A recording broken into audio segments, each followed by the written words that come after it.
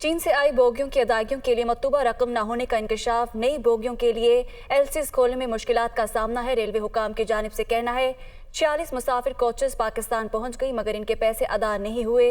Railway हुकाम की जानिब से कहना है कि हुकूमत को दरख्वास्त की है कि रकम दे ताकि अदायगी हो सके। हुकूमत के पास भी हमें देने के लिए पैसे नहीं हैं।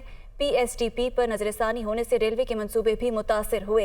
रेलवे हुकाम की जानिब से ये कहना है तो चीन से आई बोगियों की अदायगियों के लिए मतलूबा रकम न होने का ये इंकशाफ है। नई बोगियों के लिए एलसीज खोलने में मुश्किलात का सामना है, जबकि 46 मुसाफिर कोचेस पाकिस्तान पहुंच गई हैं मगर इनके पैसे अदा नहीं हुए। रेलवे हुकाम की जानिब से कहना है कि हुकूमत की दरख्वास्त की है कि रकम दे ताकि अदायगी हो सके। इसी मामले पर मजीद जानेंगे अपने नुमाइंदे वकार अली से। जी वकार, आगाह कीजिएगा।